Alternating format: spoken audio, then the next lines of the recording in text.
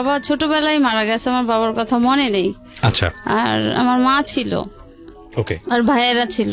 তো ভাইয়েরা তো আমরা পিঠাপিঠি ভাই বোন, কেউ ইনকাম সোর্স ভালো ছিল না। আমার বাবার কিছু সম্পত্তি ছিল, এটুকুই যথেষ্ট। 10 ভাই বোনের মধ্যে আপনি ছোট সবার? হ্যাঁ, আমি সবার ছোট। আমি যখন 6 থেকে 7 উঠছি তখন আমার মেজো ভাইয়ের বউ, আমার ভাবি, তারই আত্মীয় আমার হাজবেন্ড। তো একদিন হঠাৎ করে আমার মাকে বলে যে ওকে বিয়ে দিলে ভালো ছেলে আছে। তো কোথায় ছেলে? আমারই ভাই ঢাকাতে বাড়ি টাড়ি আছে, এরকমের অবস্থা শান্তি ভালো। ও তো একটু চলাফেরা স্টাইলিস্ট করে, তাহলে ও ঢাকাতে মানাই থাকতে পারবে, ও ভালো হবে। ঢাকায় বাড়ি আছে এটা বলে? হ্যাঁ হ্যাঁ, আচ্ছা, ঢাকাতে বাড়ি আছে।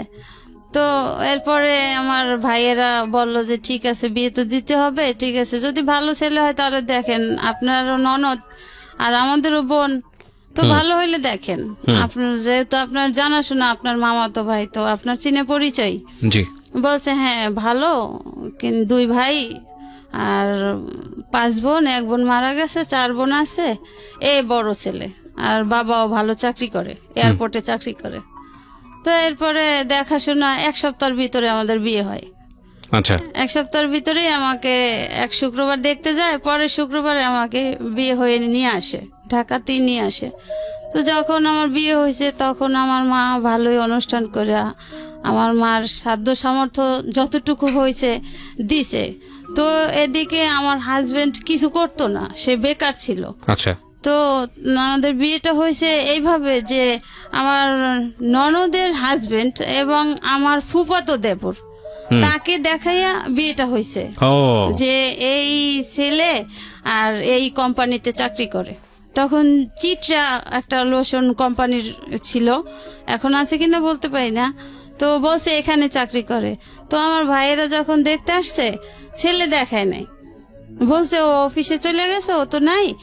তো এইভাবে ঘুরে ফিরে আইসা পড়ছে। তো আমার ভাবির উপরে ডিমান্ড করিয়া যে তাহলে তার যখন মামাতো ভাই তো ভালো, আমার তো বাবা নাই, ভাইরাও অতটা ইয়া করে না। তো এভাবে করে বিয়ে হলো। তো এরপরে দেখি কি যে সে বেকার, সে কিছু করে না। ওই অফিসে যদি একজন ড্রাইভারের দরকার হয় তখন আর কি তারে আমার ওই ননদের হাজবেন্ড ডাকে। ওই অফিসে আমার ননদের হাজবেন্ড কাজ করে, তো সে ডাইকে নিত যখন আর কি লোকের দরকার হইতে এসটা। তো এইভাবে ঘোরাফেরা করে। তো আমার তো অতটা বয়স না, আমিও তো ছোট মানুষ। এরপরে এদের ফ্যামিলিও বড়, আর ঢাকা শহরে আইসা, আমি গ্রামের মেয়ে, ঢাকা শহরে আইসা আটকা পড়ে গেছি। আমার ভালো লাগতো না, আমি কান্নাকাটি করতাম। এরপরে আমাকে একবারে সে প্রথম থেকে 10 দিন পরে নিতে আয়, যে ঢাকা শহরে বিয়ে হয়েছে, এত দূরে সবাই যাব, একটা খরচের ব্যাপার স্যাপার, তো কয়েকদিন থাকুক, এরপরে নিতে আসি। তো আমার যখন নতুন অবস্থায় আমার কেমন জানি তাদের ভালো লাগতো না, এবং আমার হাজবেন্ডেরও তার মা যেটা বলতো সেটাই, মার কথা মতো। তো আমি যে তার নতুন বউ, আমার সাথে যে কিভাবে একটা আচরণ করা, কিভাবে একটা ওটা তার ভিতরে নাই। আচ্ছা। তো আমি না তখনই দেশে যেয়ে খুব কান্নাকাটি করতাম, কিন্তু কাউকে কিছু বলতাম না। তো কান্নাকাটি করতাম যে আমার এত দূরে বিয়ে দিছে, কেমন জানি লোকটা, তো ভালো লাগে না আমার। তো আমার মা ওটা কেয়ার করতো যে আমি তো সবার ছোট, তাহলে আমি এত কান্নাকাটি কেন করি। আর আমার হাজব্যান্ডকে দেখলে আমি ভয় পাইতাম। হ্যাঁ, তো এরপরে মা জিজ্ঞাসা করতো কি সমস্যা, আমি কই আমার না যাইতে ভাল লাগে না, কেমন জানি আমার ওইখানে থাকতে ভাল লাগে না। তো আমার ভাই বলে কি যে তো ছোট মানুষ, বিয়ে হয়ে গেছে, আর কোনোদিন তো তোমাকে ছাড়া থাকে না, এই জন্য ওর হয়তো থাকতে ভালো লাগে না। তো তুমি এই ব্যাপারে ওকে কিন্তু আশকারা দিও না, ছোট মানুষ, তুমি যদি এখানে থাকতে আশকারা দাও তাহলে আর শ্বশুর বাড়ি যাইতে চাইবে না। তো থাকতে থাকতে সয়ে যাবে, ঢাকা খোলামেলা থাকছে, গ্রামের বাড়ি খেলাধুলো করছে, এখন আটকা পড়ে গেছে, ওর ভালো লাগে না। তো এইভাবে করে মনে করেন 2-3 মাস থাকছি। 2-3 মাস থাকার পরে আবার আমি কান্নাকাটি করছি যাওয়ার জন্য, আমি মায়ের কাছে যাব, আমি এখানে থাকবো না। এবার আমার শ্বশুর আমাকে দিয়ে আসতো, শ্বশুর দিয়ে এসে আবার মনে করেন সপ্তাহ বা 15 দিন পরে আবার শ্বশুর গিয়া নিয়ে আসতো। আর আমার হাজবেন্ডের চলাফেরাটাও অতটা ভালো ছিল না, যে একটা স্ট্যান্ডার্ড ভাবে চলা, ঢাকা শহর বাড়িঘর আছে এরকমের যে চলাফেরা ওরকমের না, সে একটু উগ্রপন্থীর লোক। এই জন্য আমার তেমন একটা ভালো লাগতো না। আর মনে করেন চোখ দুটো লাল লাল আমার দেখলে খুব ভয় লাগতো। তো এইভাবে মনে করেন 5-6 মাস হয়ে গেল। 5-6 মাস হওয়ার পরে আমি কনসেপ্ট হইলো আমার এই বাচ্চা পেটে। তো এখন না আমি শুধু কান্নাকাটি করি, আমার ভালো লাগে না, আমার শরীর খারাপ লাগে, আমার খাইতে ইচ্ছা করে না, আমার বমি আসে। এইভাবে করতে করতে কান্নাকাটি করতে করতে তো আমার শ্বশুর খবর দিল আমার বাইরে যে তাহলে আমি তো এখন যাইতে পারবো না, তো আপনার বোন থাকতে চায় না, আয়সা নিয়ে যান, আবার গিয়া কয়দিন থাকুক, তারপরে আবার আমি গিয়ে নিয়ে আসবো। তো এইভাবে করে আমি অসুস্থ খাওয়া দাওয়া করতে পারি না। এরপরে আমার এক ননদ, মানে যেই ননদের হাজবেন্ডের ইয়াতে আমার বিয়ে হয়েছে, ওই ননদ আমাকে ডাক্তারের কাছে নিয়ে গেল। ডাক্তারের কাছে নেওয়ার পরে টেস্ট করার পরে বলছে আপনাদের সুখবর, কিন্তু আপনাদের যেহেতু আপনাদের ভাবি তো বাচ্চা মানুষ, এ কাজটা তো ঠিক হয় নাই। যাই হোক, এখন আপনারা সাবধানে থাকবেন, এর প্রতি যত্ন নেবেন। তো এই কথা শোনার পরে আমি কান্নাকাটি শুরু করে দিছি, আমি কিভাবে কি করব, এটা কেন হবে, এটা কিভাবে হবে, এভাবে আমি প্রশ্ন করি। তো এরপরে আমার ভাই আইসা আমাকে নিয়ে গেল দেশে যাওয়ার পরে মনে করেন আমার স্বামী বেকার, তেমন একটা আমাদের কেয়ার করে না, সে তার মায়ের কথা মতো চলে, তার যখন মন চায় সে ঘরে আসে, না মন চায় না আসে, সে বাইরে থাকে, এভাবে করে। মানে সে বিয়ের আগেও যেভাবে কইরা আসছে, তো বিয়ের পরেও সেটাই করতেছে। তাকে বিয়ে করছে যে সে ঘরে আসবে, সে কাজবাজ ঠিক মতো করবে, কিন্তু তার ভিতরে সেটা নাই। সে যে এখন একজন বাবা হতে যাচ্ছে, সে অনুভূতি তার নাই। তো সে আগে যেভাবে চলে আসছে ওভাবেই সে চলতেছে, তখনও কিছু করে না, কাজকর্ম করে না, তখনও সে কিছু করে না। তো এরপরে মনে করেন ওই যখন যেই কাজে কেউ ডাকে ওই কাজ করে, এমনি সে রেগুলারলি একটা চাকরি বাধা করা সেটা সে করে। ঢাকাতে কি বাড়ি ছিল? হ্যাঁ, ঢাকাতে বাড়িতে কোথায় আছে। কোথায়? এয়ারপোর্টে। এয়ারপোর্টের কোথায়, কোন এলাকায়? এয়ারপোর্টে রেল লাইনের ওই পারে মোল্লারটেক। আচ্ছা, ঠিক আছে, বলেন তো। এরপরে মনে করেন আমার শ্বশুর বিমানে চাকরি করে এয়ারপোর্টে। তো এরপরে তো বাচ্চা পেটে, এখন আমি অসুস্থ, দিনে দিনে আরো অসুস্থ হয়ে যাচ্ছি, খাওয়া দাওয়া করতে পারতেছি না। এরপরে আমার ভাইকে খবর দেওয়ার পরে আমার ভাই এসে আমাকে নিয়ে যাওয়ার পরে এরপর কয়দিন পরে ওর বাবা গেছে, ওর বাবা যাইয়ে 2-3 দিন থেকে চলে আসছে, আমি আর আসি নাই। তো আমার ভাবিরাও বলে যে ছোট মানুষ, দেখো তুমিও নাকি তেমন একটা কেয়ার করো না, তুমি এরকমের করো, আমরা তো জানি যে তুমি ভালো একটা চাকরি করো, কিন্তু এটা যাই না, আমরা তো বিয়ে দিছি, এখন তুমি স্বামী, তুমি যদি চাকরি না করো আর যদি কাজ বাজ না করো, তোমার যদি ইনকাম না থাকে, তাহলে সে বউয়ের মূল্যটা কেমন থাকে। হ্যাঁ, তো এদিকে মনে করেন আমার শাশুড়ি নাকি আমাকে পছন্দ করতো না। এটা মনে করেন আমার শাশুড়ি আর শ্বশুর দুইজনে মানে ইয়া কইরা আমার শ্বশুর আমাকে পছন্দ করে নিছে, আর আমার শাশুড়ি চাইছিল তার বোনের মেয়ে আনতে তার ছেলের জন্য। তো এখন আমি যেটা মনে করি, হয়তো সেজন্য আমার স্বামী এরকম করতো আমার সাথে, বা সে তার মায়ের কথা শুনতো, মা যেভাবে বলতো সেইভাবে চলতো। তো এরপরে তো আমি দেশে যাওয়ার পরে এভাবে করতে করতে আমার হাজব্যান্ড 2-3 বার গেছে, যাইয়ে আসছে, আমি আর আসি নাই, আমি আসতে চাই না, কান্নাকাটি করি। এবার আমার মা বলে যে ঠিক আছে, বিয়ে তো আমি দিছি। আমার ভাইয়েরাও রাগারাগি করে, কেন যাবে না, কেন যাইতে চাবে না, এরকম রাগারাগি করে। তো আমার মা বলছে ঠিক আছে, কোনো সমস্যা নাই, ছোট মানুষ, এখন যেহেতু বাচ্চা কাচ্চা হবে, থাক আমার কাছে। আর এই অবস্থায় তো মেয়েরা মায়ের কাছেই থাকে, তো আমার কাছেই থাক, যদি আল্লাহ ভালো করে সুস্থ করে তখন আস্তে ধীরে বুঝ হবে, তখন আরো একটু বয়স হবে, বাচ্চার মুখ যখন দেখবে তখন তার অন্য রকমের ফিলিংস হবে, সে এমনিতেই সাইডেই শ্বশুর বাড়ি যাবে। তো এইভাবে করতে করতে মনে করেন আমার ছেলেটা হইলো। এর ভিতরে আমার স্বামী মনে করেন যে যাইতো, কিন্তু আমার জন্য একটা সে লাল সুতাও নিয়ে যাইতো না, সে সম্পূর্ণ তার মায়ের পরামর্শ। যখন যা দরকার হইতো, একটা খাবার জিনিসের দরকার হইলে আমার শ্বশুর সেটা বহন করতো।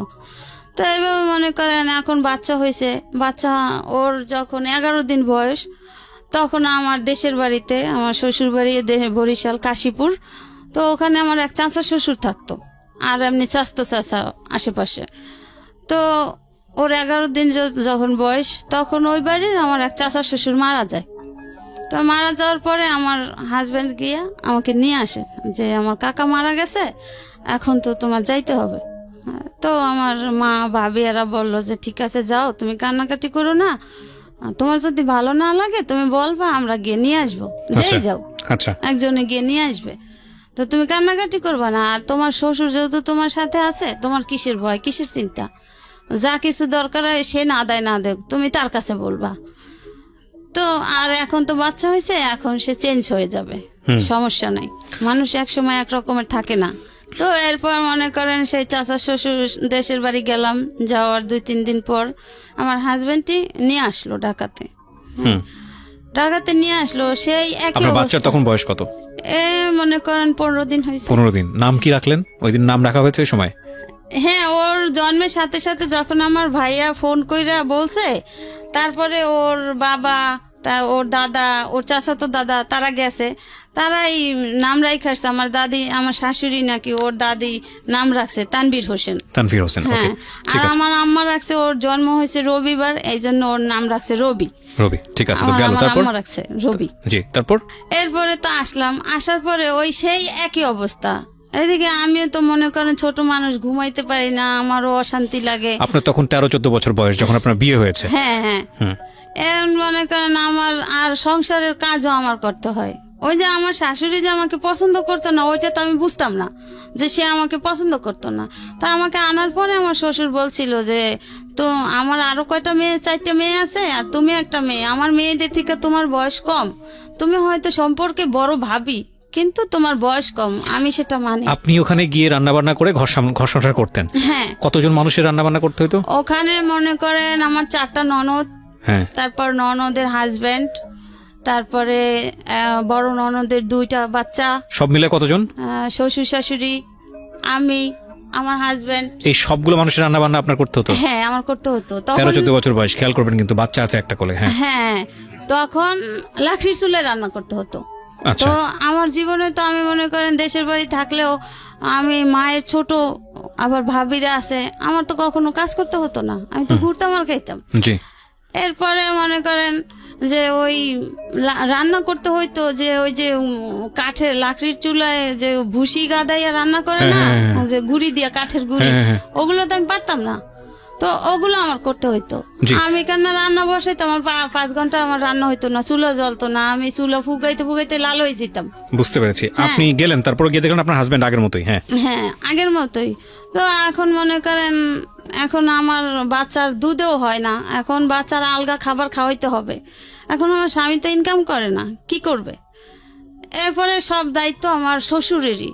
তো আমার শ্বশুরও মাঝে মাঝে আমার স্বামীকে রাগ করতো যে এখন বাচ্চা কাচ্চা হয়েছে, বিয়ে শাদী করাইছি, এখনো আমি তোরেও পালমো, তোর বউও পালমো, বাচ্চাও পালমো, হ্যাঁ যা তুই ঘর থেকে বের হয়ে যা।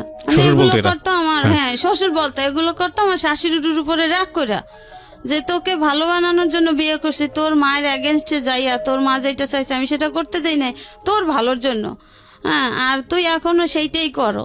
তা আমি অনেক কষ্ট করে মনে করেন যখন বাচ্চাকে আলগা খাবার খাওয়াইতাম, আমার শ্বশুর তখন মিলবিটা দুধ ছিল, হ্যাঁ, 1 প্যাকেট 1 পোয়া দুধ এনে দিলে আমার ননদরা সেটা হিসাব দিত যে এটা 2 দিন খাওয়াবেন। 1 পোয়া দুধ? 1 পোয়া দুধ ছোট বাচ্চাকে? হ্যাঁ, 2 দিন খাওয়াবেন। 1 পোয়া দুধ বেশি খাওয়ানো লাগে না, সুজি হয়। এরপর মনে করেন আমার স্বামীর কামাই না, সে ওই অবস্থায় চলতেছে যে তার যে একটা বাচ্চা হয়েছে, বাচ্চা চালাইতে হবে, তার ওরকমের কোনো ফিলিংস নাই। তার মা যেটা বলে, মা যদি বলে যে তুই এনে বসে থাক, সে বসে থাকবে, সে কোনো কাজ করবে না। বড় হইতেছে, আরো বাড়তেছে, আমার বুকের দুধে হয় না। এরপর আমি কি করতাম, মাঝে মাঝে আমার মেজো ননদের আবার ছোট মেয়ে আছে, ওর বয়স তখন 6 মাস, 1 বছর হয়ে গেছে, আমি যে 6 মাসের পাইছি। তো ওই বাচ্চারা যে সুজি খাওয়াইতো, আমি মাঝে মাঝে ওর সুজি যে খাওয়াইয়া বাচ্চা থাকতো, ওগুলো আইনা পানি গরম করিয়া মিলাইয়া পাতলা করিয়া খাওয়াইতাম। আবার মাঝে মাঝে ভাত রান্না করিয়া ভাতের মার খাওয়াইতাম। এইভাবে করতে করতে মনে করেন সে ওই যে কোম্পানিতে মাঝে মাঝে গিয়ে চাকরি করতো, ওই কোম্পানি থেকে বিদেশে লোক নিবে। আচ্ছা, বিদেশের লোক নিবে, এখন সেও ইন্টারভিউ দিয়েছে। আমার সেই ননদের হাজবেন্ড দেওয়াইছে যে তুই তোর ভালো ড্রাইভিং করতে পারো, তাহলে তুই ইন্টারভিউ দেখ। তো বিদেশে যখন পাঠায়, এখন সেই ইন্টারভিউ দিল, সে ড্রাইভিং এ পাশ করলো। পাশ করার পরে এখন সে বাহিরে যাবে, এখন তো টাকা পয়সার দরকার। এরপরে আমার মার কাছে গিয়া বলল যে আমি তো বেকার, কিছু করি না, তো আপনার মেয়ে তো কত কথাই শুনে, আমার মা বোনরা বলে, তো কিছু টাকা দিলে আমি বাহিরে যাব। এটা কাকে বললো? আমার মাকে। আচ্ছা। এরপরে আমার মা বলে যে তোমার কত টাকা লাগবে, যেহেতু তুমি কোম্পানি থেকে যাচ্ছ, তো খরচটা তো বেশি লাগার কথা না। হ্যাঁ হ্যাঁ, কোম্পানি বহন করবে, তো কি রকমের টাকা লাগবে? যে আমার ইয়া করতে, পাসপোর্ট টাসপোর্ট করতে লাগবে, আর কিছু কাপড় চোপড় নিতে লাগবে, হ্যাঁ, লাখানি টাকা হলে হবে। তো এরপরে আমার মা কি করলো, আমার মা জমি বিক্রি করে তার 1 লাখ টাকা দিল। আচ্ছা। সেই কত সালের দিকে এটা? 99 সনে। ওরে বাবা, ওই সময় 1 লক্ষ টাকা লাগবে? হ্যাঁ। কোন দেশে যাচ্ছে? কাতারে? না, তাহলে কুয়েত। কুয়েতে। আচ্ছা। হ্যাঁ, তো এরপরে আমার মা বলছে যে কতদিন লাগবে, যে এখন যেহেতু আমি ইন্টারভিউতে টিকছি, আমার তো ভিসা আইসা গেলে আমি চলে যাব, তো আমি 13 নম্বর সিরিয়ালে আছি, তো তোমার কত দিনে লাগবে? যেহেতু আমার এই পরিস্থিতি, আমার স্বামী কিছু করে না, আমার এক পদ দুধ আমার সন্তানকে 2 দিন খাওয়াইতে হয়, তাহলে আমি কষ্টে আছি না, আরো তো কান্নাকাটি করি, থাকতে চাই না। এরপরে আমার মা বলে ঠিক আছে, তোমার ব্যবস্থা হয়ে যাবে, তুমি ওই দিক দিয়ে ব্যবস্থা করো। ওই সময় আপনার বাবা বেঁচে নাই? না, আমার বাবা তো আমি বলতে গেলে দেখি নাই। দেখি নাই। হ্যাঁ। আচ্ছা। এরপরে আমার মা জমি বিক্রি করে, তারপরে আমার মামা একজন সৌদি ছিল বাহিরে, তার কাছ থেকে এভাবে করে 1 লাখ টাকা দিছে। ওকে, সে চলে গেছে। সে চলে গেছে কবে? বাচ্চার যেদিন 1 বছর বয়স, 18 তারিখে, সে অক্টোবরের 19 তারিখে সকালে তার ফ্লাইট, রাত্র 4টে উঠে সে চলে গেছে। এরপরে এখন আমার শাশুড়ি খুশি যে তার ছেলে নাই, এখন আমি একা। তো সে আমাকে অনেক নির্যাতন করত, কিন্তু আমার শাশুড়ি নিজে করতো না, সে করাইতো তার যে মেয়েরা আছে না, নাতিরা আছে না, ওদেরকে দিয়া। যেমন মনে করেন রান্না করতে গেলে সেখানে হিসাব করতো, কোনখানে কতটুকু কি খরচ করছি, বা মাছ মাংসের টুকরাটা পর্যন্ত ননদরা গয়না দিত, হিসাব করে দিত কয়জন লোক, এভাবে করতো। খাবারের সময় আমি ঠিকমতো খাবার পাইতাম না, এভাবে করতো। তো এই কেয়ারটা আমার শ্বশুর করতো। অনেক সময় দেখা যেত আমার শ্বশুর খাইতে বসলে সে তার খাবারটা আমার জন্য রেখে দিত, আর মেয়েদেরকে বলতো যে দেখ, ও তো সারাদিন কষ্ট করে, তোরা তো কেউ ওই কাছে থাকোস না, তো খাবার সময় একটু খেয়াল করে খাইস, ওর জন্য একটু রাখিস। আমি তো জানি যে তোর মা ওরে ভালোবাসে না, তোর মা ওরে কেয়ার করে না। যাও, কারণ যখন তোর ভাই নাই, তারপরেও তোর ভাই থাকতেও কিছু হয় নাই, এখন তারপরেও তোরা অন্তত পক্ষে নাতিটার জন্য একটু ভালোবাসিস। হ্যাঁ, সে তোদের একজন বংশধর, সে তোদের বংশ প্রদীপ, যে এই একটা ছেলে।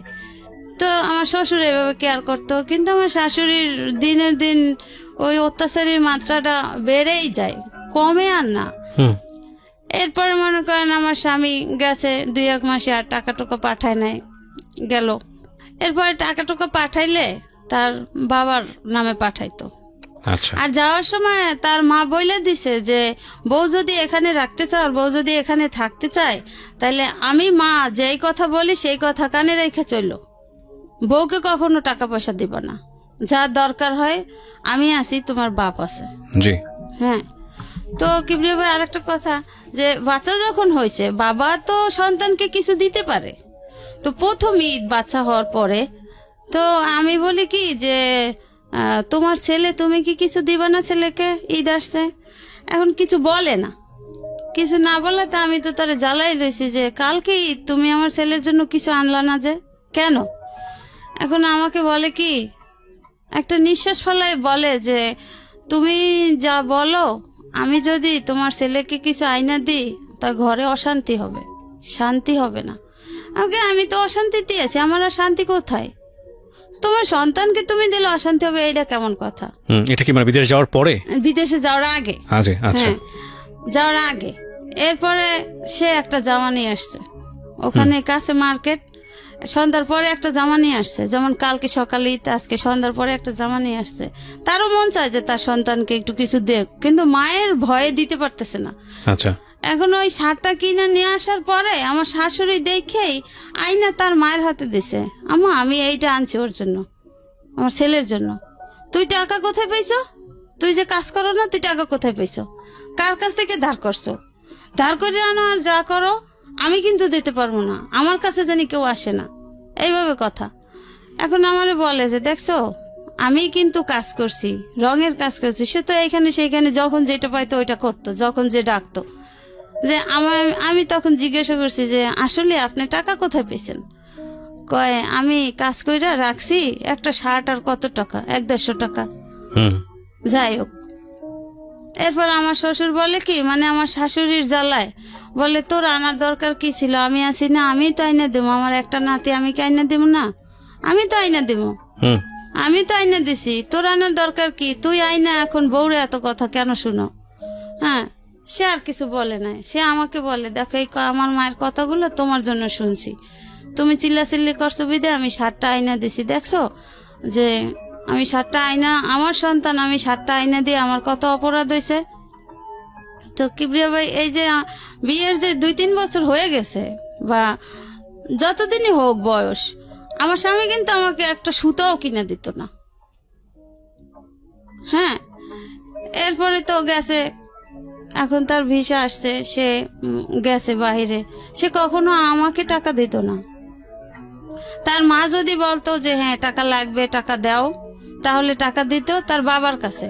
তার বাবা আইনা তার মাকে দিত, তার মা যখন যা লাগতো যেতটুকু পরিমাণ তার কমে সময়টা ওভার করে কিনা দিত, এইভাবে চলতো। আর ওর দাদা মনে করেন মাঝে মাঝে চুপি চুপি দুধ টুধ আইনা দিত, তাদের দেখাইয়া দিত।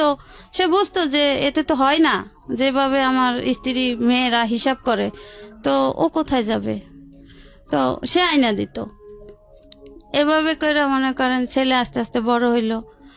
সেই যে 99-তে গেছে অক্টোবরের 19 তারিখে, সে 3 সালে আসছে। 3 সালে আসছে, সে ওইখানে গেছে আপনার কেপিটিসিটি কোম্পানিতে।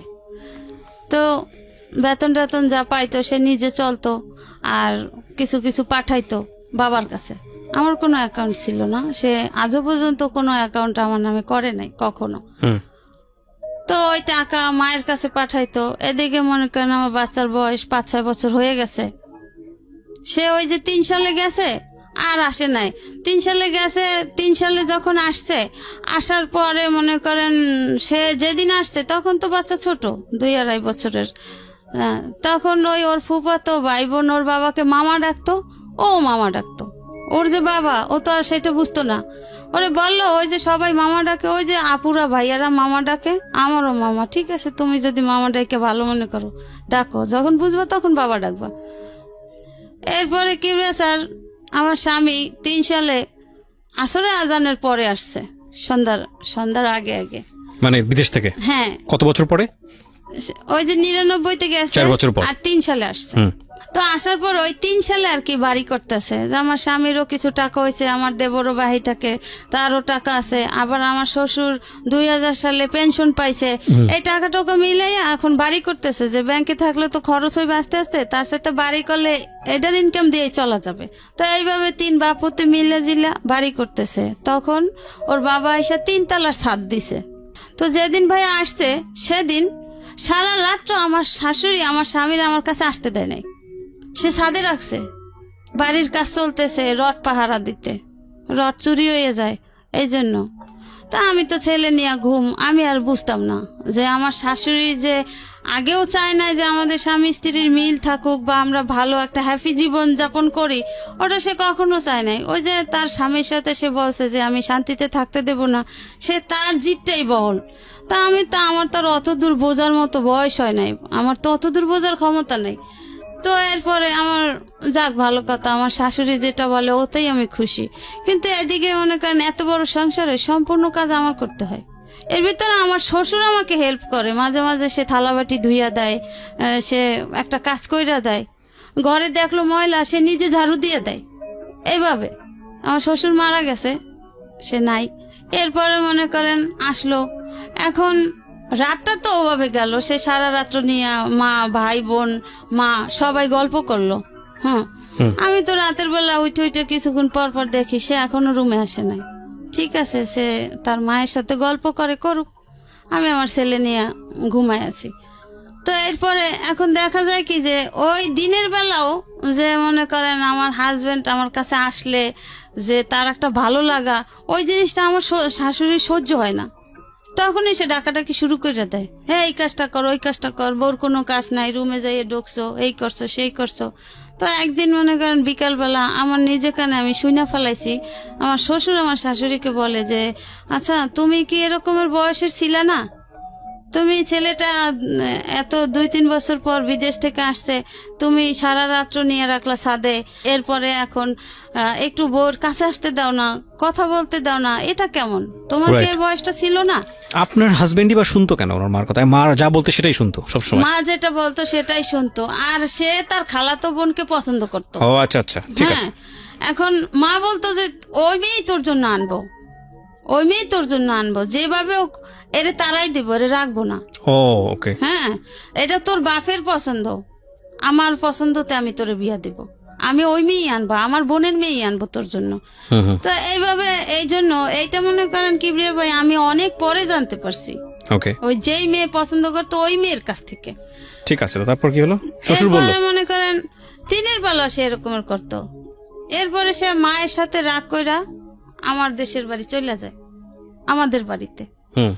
মায়ের সাথে ঝগড়াঝাটি কইরা যে আমার মা কেন এমন করে, আমি এত বছর পর বিদেশ থেকে আসছি, আমার মা তো আমার বউয়ের সাথে মিশতেই দেয় না, কারণটা কি? আর সে আমি আমার বউর পাশে বসলো আমার মায়ের জ্বালা হয়ে যায়, কেন এমন কেন করে?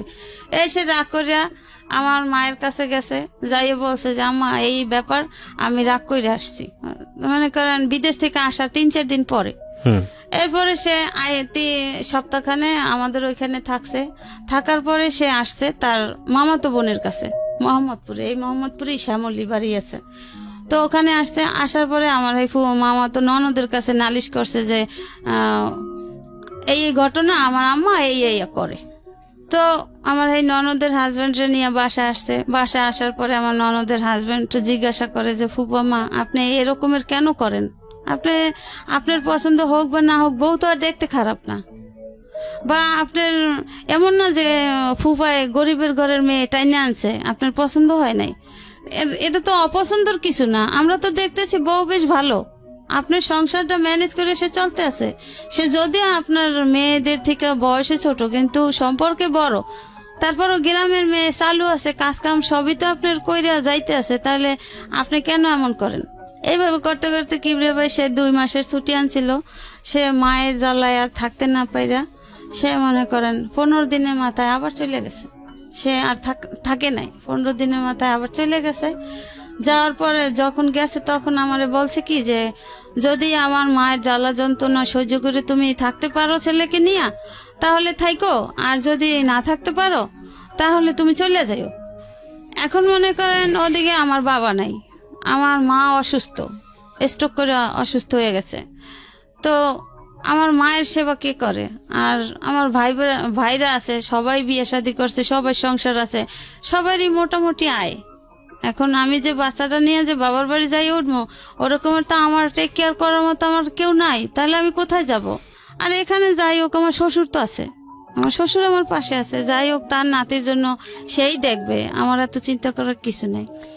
এইভাবে করে যে আর যদি আমি পারি তাহলে বাচ্চা নিয়ে আমি তোমাকে নিয়ে যাব, আর যদি না পারি তাহলে আমি আর জীবনে বাংলাদেশে আসবো না। এই কথা সে আমাকে বইলা গেছে। বিদেশে টাকা ইনকাম করতেছে, তো কেন সে প্রাইমারিতে পড়বে? তাকে একটু ভালো স্কুলে ভর্তি করা যায় না? আমি আমার ছেলেকে ভালো স্কুলে ভর্তি করব, আমি প্রাইমারিতে দেব না। এইভাবে করতে করতে মনে করেন ওর যখন 6 বছর বয়স তখন স্কুলে ভর্তি করে। এখন দেখে যে আশেপাশের মানুষও খারাপ বলে, ওর সাথে যত বাচ্চারা তাদের স্কুলে দেয়, ওকে স্কুলে দেওয়া হচ্ছে না। এরপরে ওকে সেই বাড়ির কাছেই কেজি স্কুলে দেয়, মোল্লারটাক স্কুল, ওই স্কুলে দেয়। দিলেও মনে করেন যে ওর বাবা যে টাকা পয়সা পাঠায়, ওর কোনো এক্সট্রা খরচ তারা দেয় না। স্কুলে মাস গেলে বেতন হইলে মনে করেন বেতনের বই দেখে তারা লেখা হিসাব করে তারা টাকা দেয়। এইভাবে করে, যাই হোক এইভাবে করতে করতে করতে করতে ওর বাবা তো ফোন দেয়, কথা বলে।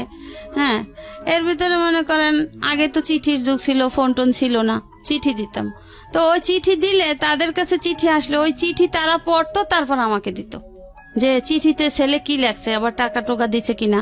এভাবে তারা পয়রা চিঠি দেখা তারপর আমাকে দিত। যদি প্রয়োজন মনে করতো যে হ্যাঁ চিঠিটা দিব, তার স্বামী দিছে, তাহলে দিত। আর যদি প্রয়োজন না মনে করতো তাহলে তারা আমাকে বলতো না যে চিঠি আসছে।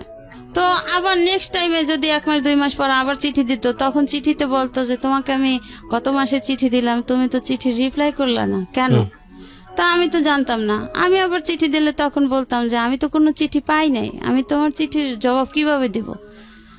তো এইভাবে করতে করতে আমাদের ঘরেও ফোন আসছে, ল্যান্ড ফোন।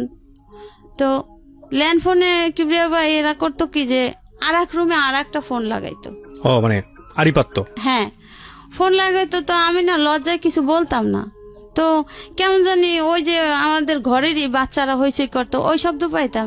তা আমি বলতাম কি, আচ্ছা আপনি তো, আমি আপনি করে বলতাম, তো আপনি তো বিদেশে গেছেন সেই কত বছর হয়েছে আর আসেন না, তাহলে কি আপনি ওখানে বিয়ে টি করছেন নাকি? এই যে বাচ্চাদের হইচই শোনা যায়, তাহলে ওখানে আপনার বাচ্চারা আছে চেঁচামেচি করতেছে। তা হাইসা দিত, বলতো যা পাগল কি বলো?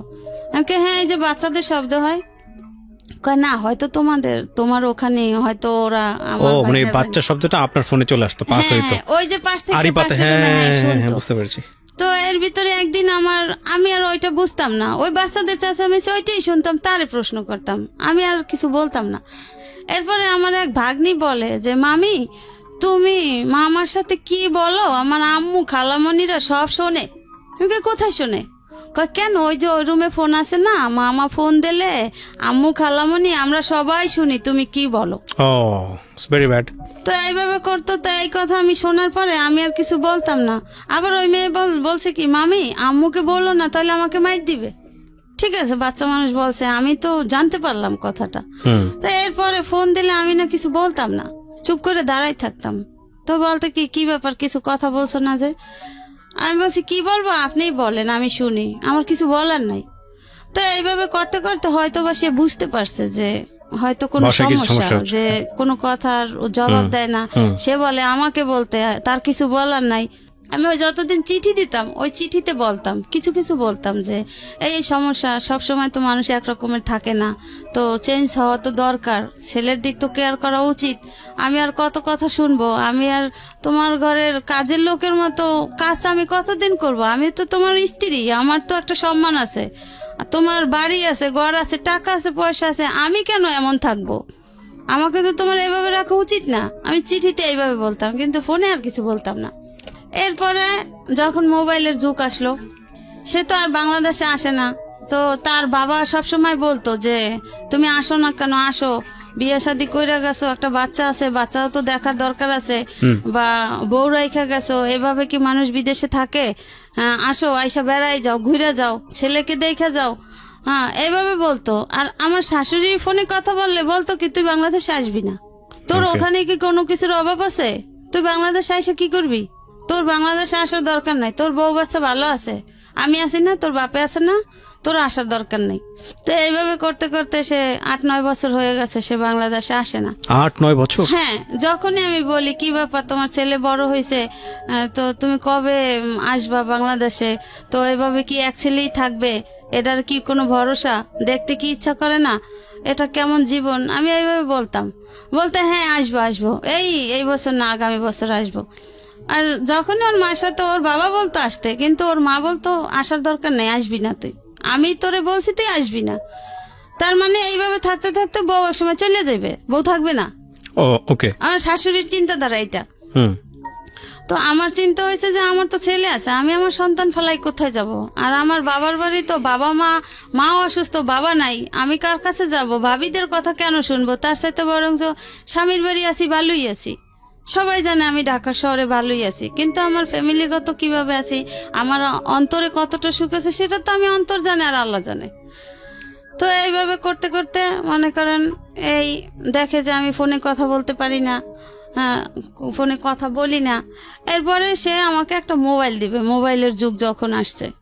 এরপরে এখন ওর মা বলে কি যে না, মোবাইল দিবি না, তুই মোবাইল দিবি আর তুই ওই ফোনে টাকা খরচ করে বললাগে হারা রাত দিন কথা বলবি, বললাগে কথা বলার দরকার নেই। কি কথা বলবি, ফোনে কথা বলো না? তখন সে বলে কি যে ও তো ফোনে কোনো কথাই বলে না, তাই আমি কি করবো?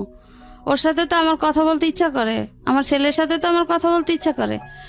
এরপরে কি ভেবে আমাকে একটা ফোন দেয়, ওই যে কালো নোকিয়া মোবাইলগুলো যখন বের হয়েছিল, একটা ফোন সে পাঠায় দেয়। তার ওইখান থেকে একটা লোক আসে, সে ওই লোকের মাধ্যমে সিম টিম কিনা সে পাঠায় দেয়, ওকে কইরা দেয় যে আমার যে কিনতে না হয় বা ফোনটা অফ না থাকে, এভাবে কইরা।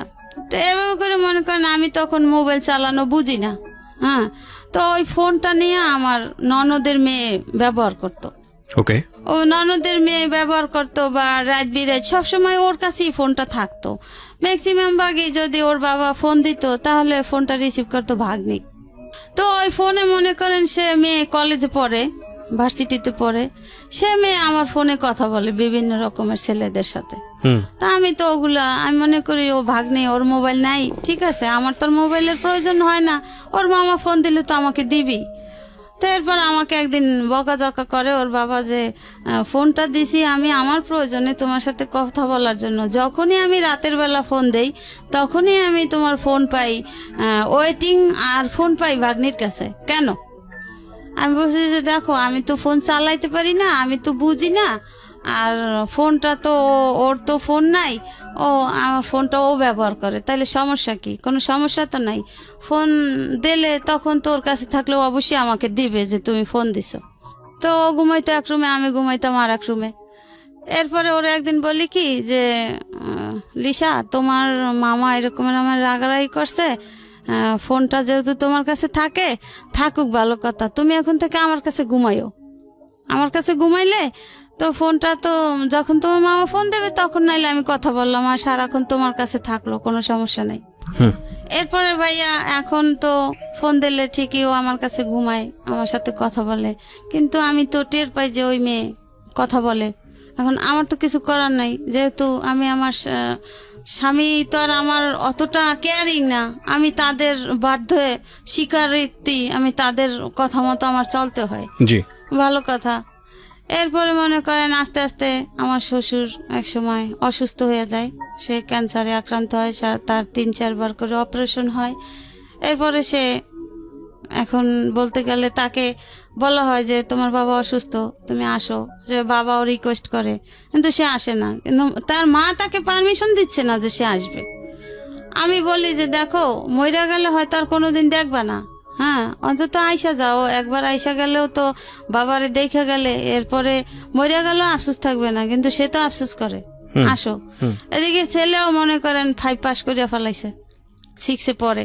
ওরে বাবা, সে তো বাবাকে দেখতে চায়। হ্যাঁ, ছেলে তো মনে করেন ওই যে 2.5 বছর রাইখা গেছে ছেলে 3 সালে, ওই যে মা এরকম করছে দেখে 15 দিন থাইকা চলে গেছে, তখন তো বইলে গেছে আমি আর আসবো না, যদি পারি নিয়ে যাবো বউ বাচ্চা, না তার আসবো না।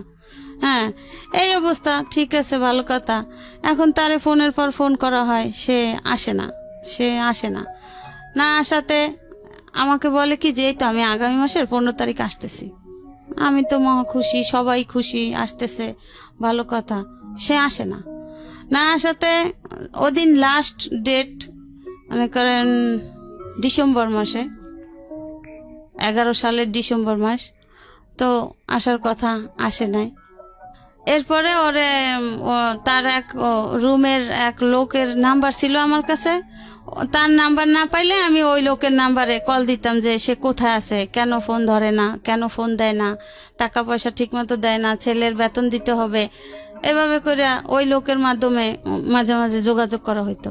তো এখন হ্যাঁ ওর বাবার ফোনে ফোন দিতে আসি, কিন্তু ফোন বন্ধ। কি ব্যাপার, তাহলে সে আসার কথা বললো, সে কি কোনো পথে ঘাটে অ্যাক্সিডেন্ট হলো না কি হলো, একটা টেনশন না, যে তারিখ দেওয়া যে এই তারিখে সে আসতেছে। এরপরে সে আসতেছে না। এখন আমার ননদের হাজবেন্ড বলে কি যে আপনার কাছে কি অন্য কারোর নাম্বার আছে? আমি বলছি কি হ্যাঁ, তার এই রুমের একজন লোক আছে, তার নাম রশিদ, তার নাম্বার আছে, আমি তো মাঝে মাঝে তারে না পাইলে এই নাম্বারে কথা বলি, তার কাছে জিজ্ঞাসা করি, খোঁজ খবর নেই। এরপরে ঠিক আছে নাম্বারটা দেন, এই নাম্বারটা দিলাম সেই 12 সালে ফেব্রুয়ারি মাসে। আচ্ছা, সে এরপর আমার ননদের হাজবেন্ড ফোন দিল ওই লোকের কাছে ফোন দিল। তখন আমার হাজবেন্ড রুমেই আছে, একই রুমে আছে। ওই যে সে আসার কথা তারিখ দিছে, সে আসে নাই। তো না আসাতে এখন বকাঝকা করবে না, রাগ করবে না, এই জন্য সে আর ফোন ধরে নাই। ফোন না ধরাতে আমার ওই ননদের হাজব্যান্ড বলল কি যে ওকে বললেন যে ওর বাবা মারা গেছে, ওর আর আসতে হবে না, ও যখন খুশি তখন জানি বাংলাদেশে আসে। ওকে। হ্যাঁ, এই কথা বলার পরে সে চিৎকার দিয়ে উঠছে যে সত্যি আমার বাবা মারা গেছে। এখন আমিও তো পাশে, তখন আমি বলি কি ওই শোনেন না, আপনার ভাই কিন্তু কাঁদতে আছে, অবশ্যই আপনার ভাই রুমে আছে। ওই লোকের জিজ্ঞাসা করে, রশিদ ভাই আপনার কাছে কি ও আছে, মনির আছে? বলে হ্যাঁ আছে। আপনি না বললেন যে নাই? বলে এই যে মাত্র রুমে ঢুকছে, আপনি কথা বলতেছেন, এই কথা শুনে এসে রুমে ঢুকেই চিৎকার দিছে। বলে ঠিক আছে, ওকে বলেন, শান্ত হইতে বলেন যে ওর বাবা এখনো মুমূর্ষু অবস্থায় আছে, হয়তো বা ওর জন্য পরানরা অপেক্ষা করে, ওকে 2-1 দিনের ভিতর পাঠাই দেন। এরপরে মনে করেন তাকে ওই লোকটা তার টাকা টোকা দিয়া তাকে পাঠাই দিল। সে ফেব্রুয়ারি মাসে 17 তারিখ আসলো বাংলাদেশে 12 সালে। সে যে 3 সালে গেছে আর 12 সালে আসছে আইসা দেখছে তার বাবা খুবই মুমূর্ষু, মানে ক্যান্সার রোগী। তো 17 তারিখ আসলো, তা মার্চ মাসে 3 তারিখ তার বাবা মারা গেল। ও ওকে। বাবা মারা গেল। এরপরে মনে করেন আমার জীবনের ঝড় শুরু হয়ে গেল। যে এখন আমার ননদরা আমাকে বলে যে তুই তো এতদিন তো শ্বশুরের আন্ডারে ছিলি, তোর শ্বশুর তোরে দেখছে, তোর শ্বশুর তোরে কেয়ার করছে, এখন তোরে কে দেখবে, এখন তুই কার কাছে থাকবি? এখন এইখানে তো স্বামীরও কিছু নাই, তোর শ্বশুরেরও কিছু নাই, এখন তুই চলে যা, তুই এই বাড়ি থেকে বের হয়ে যা। এরপরে মনে করেন আমার স্বামী আমার পক্ষে আছে কিছুদিন। এরপরে তারা কি করলো, বলে কি যে তোর বউয়ের সাথে বিভিন্ন ছেলেদের সাথে সম্পর্ক আছে, তো মোবাইলে অনেক কথা বলে। তাই এখন আমি বলি কি যে আমি তো সহজে কারোর সাথে কথা বলি না, আর এই ফোন দিয়ে তো আপনার মেয়েরা, আপনার নাতি কথা বলতো, আমি তোর কথা বলতাম না। ঠিক আছে, খুঁজে বের করেন যে আমার সাথে কার সাথে সম্পর্ক আর আমি কোথায় যাই। আমার ছেলে যে কিবরিয়া ভাই স্কুলে যাইতো, আমি কিন্তু স্কুলে যাইতাম না, কেন আমি মনে করেন সবসময় একটু পর্দায় থাকার চেষ্টা করতাম, আর আমি 5 ওয়াক্ত নামাজ পড়তাম, আমি সহজে বাইরে বের হইতাম না। যে আমার স্বামী নাই, আমার একজনে একটা কথা বলতেই পারে, একজনে একটা কথা বইলে ফেলাইতে পারে, যেহেতু আমার ঘরের পরিস্থিতি ভালো না, আমার ঘরের মানুষই আমার পছন্দ করে না, ভালোবাসে না, তাহলে আমার তো সেইভাবে চলতে হবে। এইভাবে করতে করতে এখন মনে করেন আমার স্বামীরে এমনভাবে করে লইছে। হ্যাঁ, এরপরে আমার স্বামী বলে কি ঠিক আছে মা, অনেক বছর তো একত্র ছিল, এখন তাইলে একটা কাজ করেন, ওরে আমার ছেলে নিয়ে একটা আলাদা রুম ছাইরা দেন, আমি যতটুকু পারবো দেব, যেমনি পারে ও চলবে ছেলে নিয়ে। এখন আমার শাশুড়ির কথা হচ্ছে যে না, আমি তো রাখবো না, আমি তো আগেই তোকে বলছি। আর আগেই তার নাকি একটা প্ল্যান ছিল যে যেহেতু আমার বাচ্চা হয়ে গেছে, এখন আমার বাচ্চাটা একটু বড় হোক, বড় হওয়ার পরে আমাকে তার ছেলের কাছ থেকে বিদায় করে দেবে। এরপরে মনে করেন এখন তো বিভিন্ন রকমের কথা, এখন আমি তো কথা জীবনেও শুনি নাই, বা কি করব। এখন আমার স্বামী পারতেছে না আমার শাশুড়ির সাথে। এখন আমার স্বামী বলে কি ঠিক আছে মা, তাহলে আমি তো বাড়িঘর করতে টাকা দিছি, তাহলে আমার কিছু টাকা দেন, আমি দেশের বাড়ি ঘর করে ওরে দেশের বাড়ি রাখি। না, তা হবেই না, তা হবে না, তাকে বিদায় করা চাই। এখন কি করলো, দেখে যে না আমার স্বামীও মোটামুটি আমার পক্ষে আছে। এরপরে আমি বলি কি দেখো, ছেলে তো বড় হয়েছে, এখন ছেলে তো আর অবুঝ না, হ্যাঁ ছেলেও বোঝে, তোমার ছেলেকে জিজ্ঞাসা করো, বা তোমার যে আত্মীয় স্বজন আছে, আশেপাশের লোক আছে, হ্যাঁ তুমি তাদের সবার কাছ থেকে খোঁজ খবর নাও আমি কোথাও গেছি কিনা। এরপরে মনে করেন এখন কোনো কিছু না পাইয়া আমার এক বোন আছে সায়দাবাদ, মাঝে মাঝে আমার ননদদেরকে নিয়ে যাইতাম, আমার এই ছেলেকে নিয়ে যাইতাম। হ্যাঁ, আমি একা কখনো যাইতাম না, বা বেশিরভাগই আমার শ্বশুর আমাকে দিয়ে আসতো, আর আবার সেই গিয়ে নিয়ে আসতো। এখন বলে কি যে ঠিক আছে, কোথাও কোনো নাই, এর বোনের সাথে সম্পর্ক আছে, বোনের হাজবেন্ডের সাথে। আমার বোনের 2 মেয়ে কলেজে পড়ে, এখন আর এক বাচ্চা হয়েছে, এখন 3 বাচ্চা। তো এইভাবে করতে করতে কিভাবে যে কি হইলো, এরপরে আমার স্বামী বাহিরে চলে গেল। আমি অসুস্থ, এই এত বাজে টেনশনে আমি অসুস্থ হয়ে গেছি। এখন আমার স্বামী আমাকে বলে কি দেখো, এত বছর আমার বাবা ছিল, বাবার ইয়াতে তুমি থাকতে পারছো, এখন যে পরিস্থিতি, আমিও তো বাইরে চলে যাবো, তুমি এখানে থাকতে পারবা না, তার সাথে একটা কাজ করো, এখন তো আমার কাছে টাকা পয়সা নাই, তুমি আপাতত কিছুদিন যাইয়া তোমার বাবার বাড়ি থাকো। আমার মাও নাই, মাও মারা গেছে এর ভিতরে 10 সালে। এখন আমি বলি কি, আমি এত বছর তোমাদের বাড়িতে থাকলাম, আর এখন আমি বাপের বাড়ি যাই থাকবো, ছেলে বড় হয়েছে, ছেলে স্কুলে পড়ে, ছেলে তখন 6-এ পড়ে, তখন এখন আমি কার কাছে গিয়ে থাকবো, আর ছেলের লেখাপড়া কি হবে? বলে কি তো ছেলে থাকুক, তুমি যাও। এবার আমি বলি কি যে ঠিক আছে, আমাকে বলে কি যেহেতু তুমি অসুস্থ, তুমি দেশে যাই একটু ঘুরে ফিরে আসো, সুস্থ হয়ে যাবা। আমি কেছি কি ঠিক আছে, তাইলে আপনিও চলেন, আপনিও গিয়ে বেড়াই আসবেন, আর আমিও দেখি যদি সুস্থ হই। ঠিক আছে, তাও থাক, ওর পরীক্ষা চলে।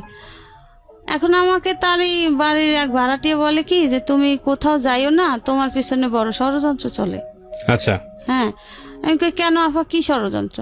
বলে তুমি যদি এই বাড়ি থেকে বের হও, এই বাড়িতে আর উঠতে পারবে না, তোমার এই বাড়ি থেকে বিদায় দেওয়ার প্ল্যান চলতেছে।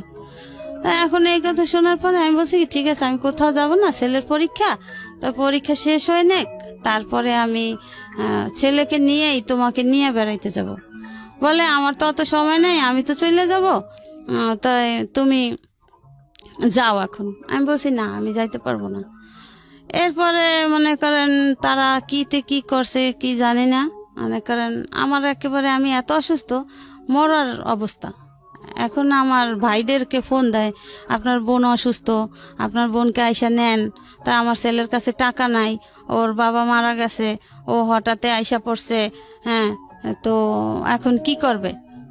এরপরে আমি যাই না, না যাওয়াতে মনে করেন এরকমের করতে করতে 1 মাস শেষ হয়ে যায়। সে যে ফেব্রুয়ারি মাসে 17 তারিখ আসছে, মার্চ মাসের 3 তারিখ তো তার বাবা মারা গেছে।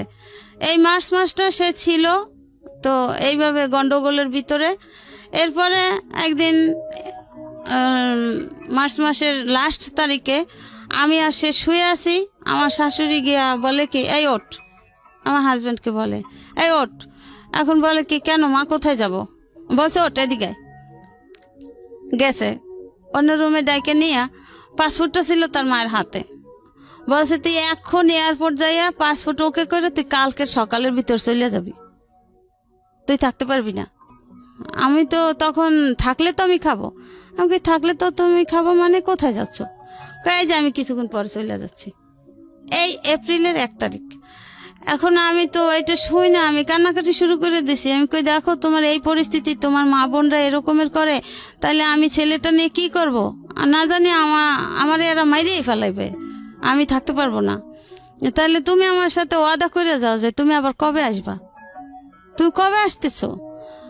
এরপরে বলে কি আমি তোমার সাথে ওয়াদা করলাম, আমার ছেলে বড় হয়েছে, আমি তো বাবা মারা গেছে এই জন্য আসছি, তো আমার ওইখানের চাকরির মেয়াদ শেষ, তো আমার এমনি মনে করো এই বছরের জুন মাসে আমি আসতাম, হয়তো একেবারে আসতাম না, হয়তো ছুটিতে আসতাম, তো এখন আমি যাই, তো জুন মাসে আমি অবশ্যই আসবো।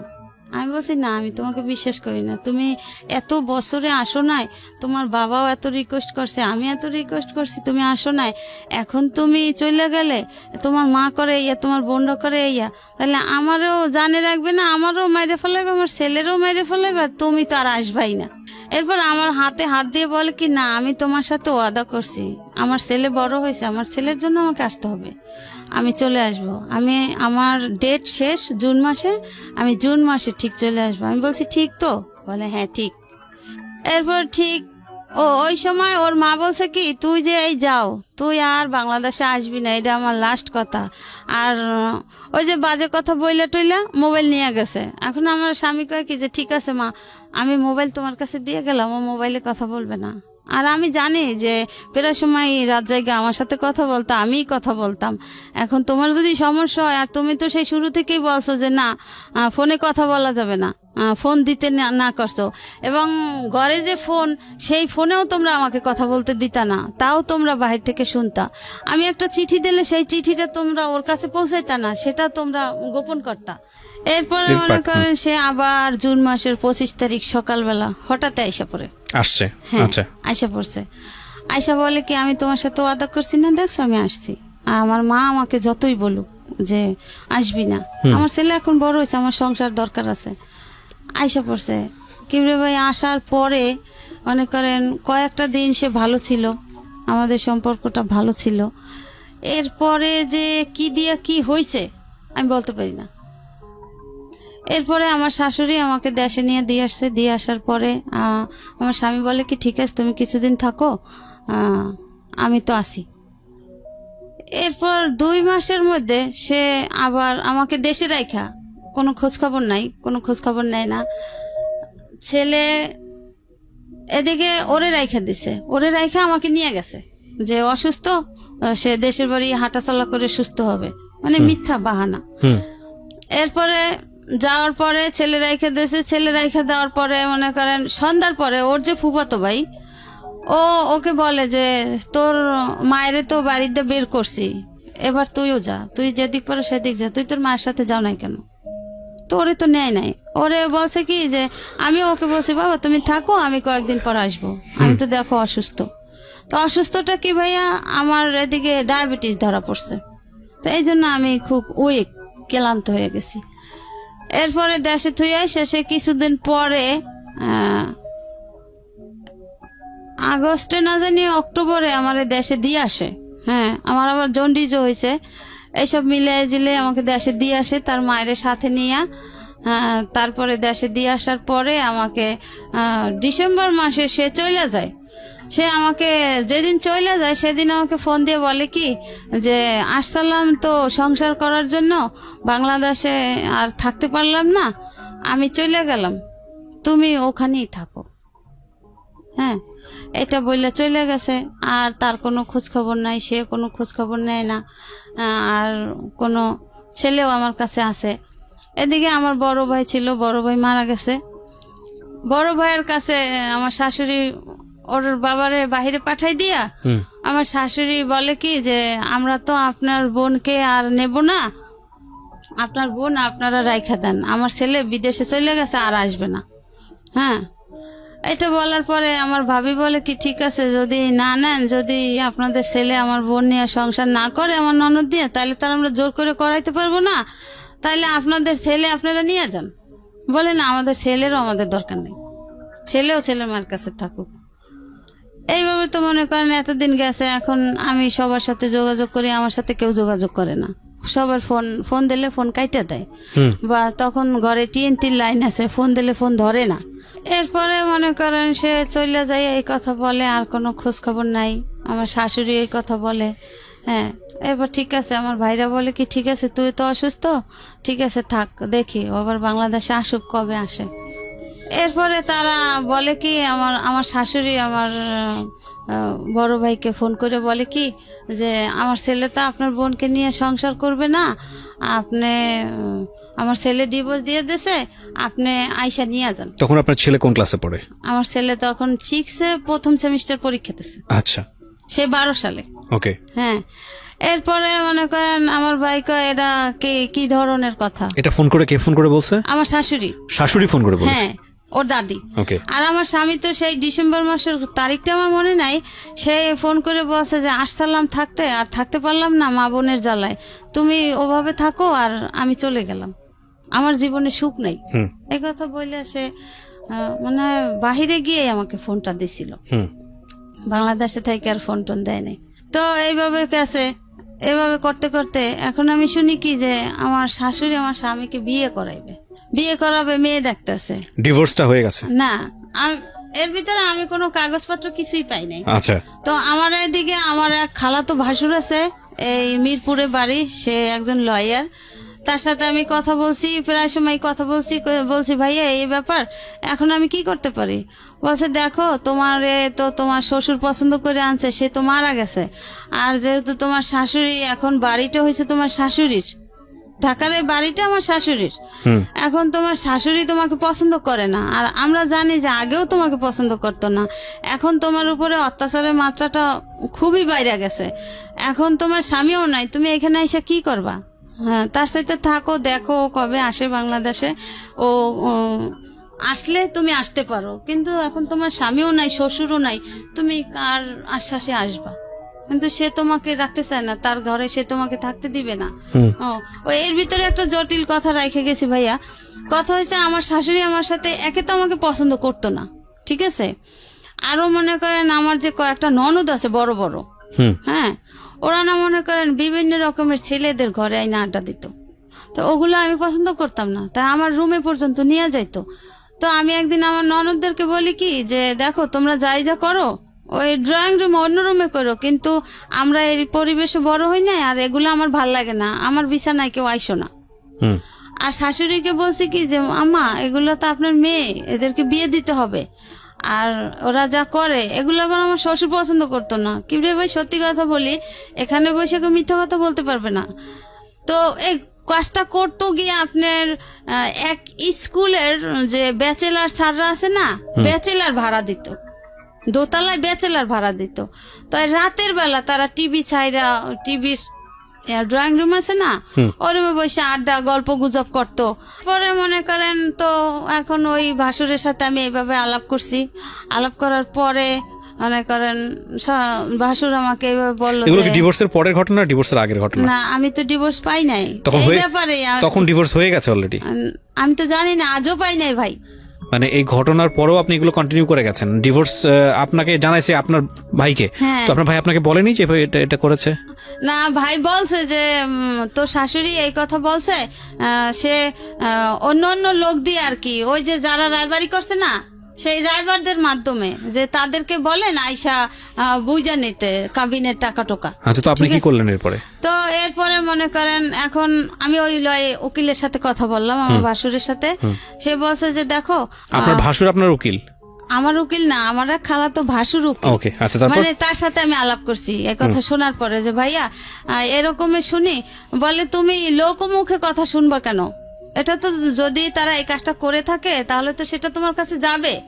হ্যাঁ, তুমি যাইলে পরে তুমি কিছু বলতে পারো, কিছু করতে পারো, সেটা তুমি অ্যাকসেপ্ট করলে করতে পারো, না করলে না করতে পারো, কিন্তু তুমি লোকমুখের কথা কেন শুনবা? হ্যাঁ, এটা হইতে পারে না, এটা কেন হবে? এরপরে আমি বলছি তাহলে এখন আমি কি করতে পারি? বলে দেখো তুমি ধৈর্য ধরো, তুমি এত বছর শ্বশুর বাড়ি স্বামী ছাড়া ছিল না, এখনো তুমি থাকো, যেহেতু বাপের বাড়ি দিয়ে আসছে থাকো, ভাই বেড়াদাররা তোর ফালাই দিবে না, থাকো, দেখো ও কবে আসে, তখন তুমি আইসো। এখন যেহেতু তোমার শাশুড়ির বাড়ি, এটা তোমার স্বামীরও বাড়ি না, শ্বশুরেরও বাড়ি না, এখন যেহেতু তোমার এখানে অ্যাকসেপ্ট করতেছে না, সে পছন্দ করে না, আগেও করে না, এখনো করে না, তো এখন তুমি এখানে এসে কি করবা? যাক তুমি ওখানে থাকো। এই আমার ওই ভাসুর বলল যে এটা তো তুমি পাও না, তুমি লোকমুখের কথা কেন শুনবা? এটা তো যদি সত্যিকারে হয়ে থাকে তুমি তো এটা পাবা, তোমার কাছে যাবে, পিয়ন নিয়ে যাবে। হ্যাঁ, যাক ভালো কথা। এরপরে সে 15 সালে আসছে, আমার স্বামী 15 সালে আসছে, সেই 12 সালে যাইয়া আবার 15 সালে আসছে। আসার পরে আমি মনে করেন লোকের কাছে শুই না, আমি ছেলেকে নিয়ে আয়সা পড়ছি। আয়সা শুনি কি যে সে যেদিন আসছে তার পরের দিনে আমার শাশুড়ি তাকে লুকাইছে, মানে আমি যেন আসলে না পাই বা বাড়িতে না উঠতে পারি, এই জন্য সে কুয়াকাটা তার বোন আছে, বোনদের বাড়ি পাঠাই দিছে। আচ্ছা, লুকানোর পরে কি হয়েছে? এরপরে আমি মনে করেন তাদেরই আত্মীয় স্বজনরা আমারে ফোন করে বলছে যে ও তো আসছে, ও এরকমের এইখানে আছে, তো যেহেতু তুমি ঢাকাতে যাইতে নিয়েও শুনলা যে নাই, তো তুমি তোমার স্বামীর কাছে যাইতে পারো, গিয়ে দেখো যে কি বলে। এরপরে আমারে তারা ঠিকানা দিল, যাদের বাড়ি আছে তারই ভাই আমারে ঠিকানা দিল যে ভাবি তোমার তো ছেলে বড় হয়েছে, তোমার ভয় কি, তুমি ছেলে নিয়ে যাও। এটা কি মা ভক্তি নাকি কি বলবো এটাকে জানি না, মানে স্টুপিডিটির একটা সীমা থাকা উচিত। হ্যাঁ বলেন, তারপর? এরপরে মনে করেন লুকাইয়া এরপরে ওইখানের লোকজন, ওই আর্মির যে ওই কাকা মনে করেন আরো লোকজন ডাকছে, বা ওই যে খালাতো ভাইয়ের বাসায় গেছে, মানে হেরা ভাই বোনা, ওরা ভাই বোনেরা সবাই বসছে। বসার পরে বলছে যে তুই এইভাবে লুকোচুরি কেন করো, তুই কি বউ রাখবি না রাখবি না? বলে কি যে না আমি তো আমার মায় তো আমার বিয়ে করাইবে, আমি তো এরে নিয়ে বাসায় উঠতে পারবো না, আমার মায় এরে নিয়ে বাসায় উঠতে দেবে না। তাহলে তুই কি করবি? ওই আর্মি কাকা জিগে তাহলে তুমি কি করবা? তুমি কি এই বউ নেবা না কি আমরা পুলিশ খবর দেব তোমাকে? এখন বলে কি না না কাকা আমি নেব, আমি আমার স্ত্রী সন্তান নেব। এই কইয়া ঠিক আছে, মিল টিল হয়ে গেছে। সেই বিকালবেলা তখন আর কি ওর মায়ের ফোন দিছে, ওই কাকাই ওর বাবার নাম্বার দিয়ে ফোন দিছে। ফোন দেওয়ার পরে ওর মা ওর দাদি বলে কি যে ও যদি ওই বউ নিয়ে আসে আমি আমার ঘরে উঠতে দেব না। আমি ও বউ আগেও মানি না, এখনো মানি না, এখন তো মানার কোনো প্রশ্নই আসে না। আমি তো বউ বের করেই দিছি বাড়ি থেকে, আমি কি বাড়িতে উঠানোর জন্য বের করছি? আমি তো বের করার জন্যই বের করছি। আমি মানি না, আমি আমার ছেলেকে আমার পছন্দ মতো বিয়ে করাবো। এরপরে তারা জিজ্ঞাসা করলো যে তোমার মা তো এটা বললো, এখন এটা তো তোমার স্ত্রী, তোমার সন্তান, তোমার মা কি করলো ওটা তো দেখার দরকার নাই, তোমারটা তোমাকে বুঝে নিতে হবে। বলছে হ্যাঁ আমি স্ত্রীর সন্তান নিয়ে ঢাকাতে যাব। ঠিক আছে, ভালো কথা। এরপরে তারে শিখাইয়া দিল না কি করলো, সে সন্ধ্যার পরে সারাদিন এই ছেলে নিয়ে ঘুরলো, আমার সাথে কথা বললো, কথা টথা বলার পরে সে সন্ধ্যার পরে ওখান থেকে পালাই আইসা পড়ে। আমাকে আমার ছেলেকে রাইখা ওখান থেকে তার ওই খালাতো ভাইয়ের বাসা থেকে পালাই আইসা পড়ে। এখন তারে ফোন দেয়, তার ফোন বন্ধ। সে পালাইয়া আইসা কোথায় আসে, তার আমতলি, আবার তার বোনের শ্বশুর বাড়ি আছে ওখানে। এরপরে আবার আমি খুঁজতে খুঁজতে খুঁজতে খুঁজতে সেই 15 সালে কোরবানির সময় আমি খুঁজতে খুঁজতে ছেলে নিয়ে আবার তার কাছে গেছি। যে কিভাবে আমি চাইছি যে আমার এত বছরের সংসার, আমার ছেলেটা বড় হয়ে যায়, আমার সংসারটা ঠিক থাকুক, আমার ছেলেটার মান সম্মান ঠিক থাকুক, সে সমাজে মাথা বড় হয়ে সে বাঁচুক, সে ভালো একটা স্কুল কলেজে লেখাপড়া করুক। এই আমি তাকে নিয়ে আসলাম, সে আমাদের সাথে আসলো। আয়সা সপ্তাহখানে ছিল, আমার বোনের বাসায় বেড়াইছি তাকে নিয়ে। এরপরে আমি হেদের বাড়িতে গেছি। হেদের বাড়িতে যাওয়ার পরে হ্যার মা আমার চাচি শাশুড়ির ফোন দিয়ে বলে যে ওরা জিজ্ঞাসা করেন যে ও কি আমার সম্পত্তি চায় না ওর স্ত্রী সন্তান চায়। ও যদি ওর স্ত্রী সন্তান গ্রহণ করে তাইলে আমি ওকে আমার সম্পত্তির এক কানা করেও দেব না। এরপরে সে রাতের বেলা এক জায়গায় শুই, ছেলে নিয়ে শোয়, আমি শুই। এটা কি মানে আপনার শ্বশুর বাড়িতেই আপনারা একসঙ্গে থাকছিলেন আলাদা আলাদা করে? হ্যাঁ, শ্বশুর বাড়ি বরিশালে, কাশীপুর। এরপরে সে ফজরের আজান দেয়, তখন আমাকে বলে কি তানভীর মা ওঠো, নামাজ পড়বো না? আমি বলছি হ্যাঁ নামাজ পড়বো। এই কথাটা বললে সে খিবরে ভাই সে যে বাহিরে নামে আর সে ঘরে ফিরে না। এরপর সে পালাইয়া ঢাকাতে আইসা পড়ে, আমাকে আমার ছেলেকে ওখানে রেখা। এখন আমার চাচি শাশুড়ি বলে কি, আমার সেই চাচা শ্বশুর বাহিরে থাকে থাইল্যান্ডে। এখন আমার চাচি শাশুড়ি বলে কি যে তোমরা বাড়িতে চলে যাও, আমি ঢাকা যাব। এদিকে তার আবার আমার চাচাতো দেবর একটা মেয়ে নিয়ে ঢাকাতে এসে পড়ছে, এই খবর জানতে পারছে, এখন সে ঢাকাতে আসবে। এখন আমি কার কাছে থাকবো? এরপর আমি আমার বাবার বাড়ি চলে যাই। যাওয়ার পরে মানে সপ্তাহখানে পরে আমাকে একজনে ফোন দিয়ে বলে কি যে তুমি দেশে আছো, তোমার স্বামী বিয়ে করে বউ নিয়ে আসছে। আমার শাশুড়ি অলরেডি সে নিজে দাঁড়াই থেকে তাকে বিয়ে করায়। আমার শাশুড়ি নিজে দাঁড়াই থেকে বিয়ে করে, মানে আপনি ছিলেন ওই সময়? আমি তো বাড়িতে মানে আপনার নিজের বাড়িতে, মায়ের বাড়িতে? হ্যাঁ, আমি আমার মায়ের বাড়িতে। ওকে। এখন আমাকে একজন ফোন করে বলে যে ওদেরই বাড়ির এক ভাড়াটিয়া বলে যে ভাবি তুমি দেশে কি করো, তোমার স্বামী দিয়ে বিয়ে করে আর একটা বউ আনছে। এরপরে আমি কথাটা শুনে আমি ছেলেরে বললাম কি তানভীর তোর বাবা তো বাড়িতে, হ্যাঁ তাই তোর বাবা নাকি বিয়া করছে, তোর দাদি বিয়া করাইছে, বউ আনছে। ছেলে বলে কি চলো আমরা যাই বাড়িতে। এই 15 সালে কি রে ভাই। এরপরে বাড়িতে আসছি। এর আগে আমার স্বামী বাংলাদেশে আসছে সেই কথা শুই না, আমি বাড়িতে আরো একবার আসছি। যে আমার শাশুড়ি আমার স্বামীকে আমার সন্তানের মুখোমুখি হতে দেয় নাই। সে ঘর থেকে যখনই আমরা দরজা নক করছি লুকিং গ্লাস দিয়ে দেখে সে অন্য রুম দিয়ে সরাইতেছে, কইছে বউ বাচ্চার সামনে তুই যাবি না, তুই ঘর থেকে বের হয়ে যা। আমরা এক দরজা রুমে ঢুকছি, আর এক দরজা খুলে দিয়ে সে বাইরে বের করে দিয়েছে। তার আগে বিয়ে হয়ে গেছে। এরপর বিয়ে করে বউ আনছে। পরে আমি গেছি আমার ছেলেকে নিয়ে, দুপুরবেলা যাই উঠছি। সে শুক্রবার দিন বউ নিয়ে আসছে, আমি এর পরের দিনই শনিবার দিন যাই আবার বাসায় উঠছি। বাসায় ওঠার পরে ছেলে জিজ্ঞাসা করে আবু ওই মহিলাকে? বলে কে? তোর একটা আন্টি। কয় আন্টি কোথা থেকে আসলো? কেমন আন্টি?